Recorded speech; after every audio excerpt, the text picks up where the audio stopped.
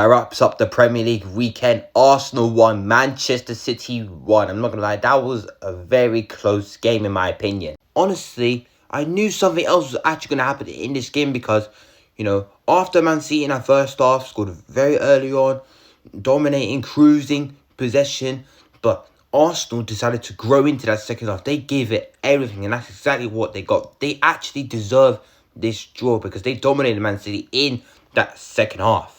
I honestly feel bad for Manchester City because I really thought they just won the game completely. But no, the fact that they lost concentration late on, they had to concede that late equaliser.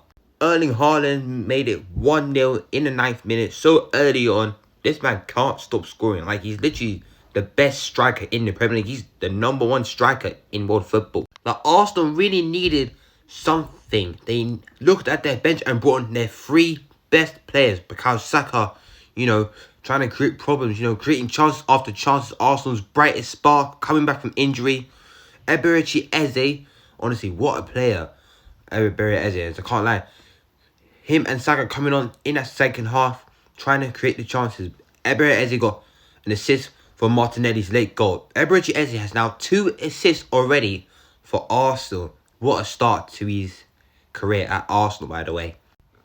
He literally created that long ball, and for Gabriel Martinelli to absolutely chip it over Donnarumma. Honestly, if Manchester City did not have Donnarumma, they could have lost this game at least like 3 or 2 goals to 1. I mean, just look at that. You can see the ball. Donnarumma didn't even know where it was going.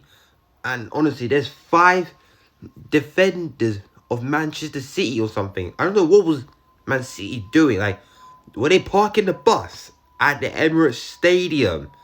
Like, they just came to the Emirates for that. Like, when they took off the likes of Haaland and Foden, they decided to go into this defensive mode. Oh my god. But this is how the Premier League's table is looking after match week 5 has finished. The clear winners of today is Liverpool because they won 5 games in a row, 15 points, 5 points clear in 5 games. And Arsenal are in second place, 5 points behind Liverpool after drawing to Manchester City with that late Martinelli goal. Is the title race over already? We don't know. We're only 5 games into the season, but there's still a lot more to play though. Tottenham Hotspur are in 3rd place after drawing with Brighton. Bournemouth are in 4th place after drawing with Newcastle.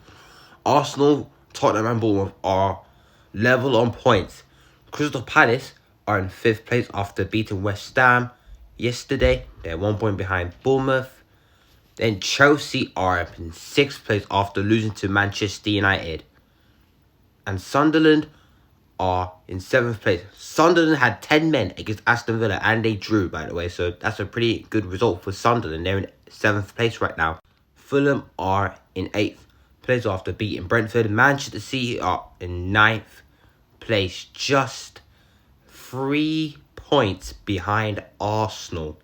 Everton are in 10th place after losing the Merseyside derby to Liverpool.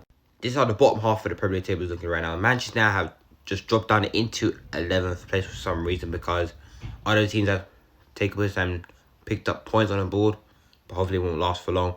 Leeds United are in 12th place after beating Wolves 3-1. Newcastle are 13th place. Bear in mind, they only scored at least 3 goals this season and they've drawn 3 games. Like, what is going on at Newcastle? Brighton are in 14th after throwing away a 2-0 lead against Spurs. Nottingham Forest are in 15th place after dropping points to Burnley.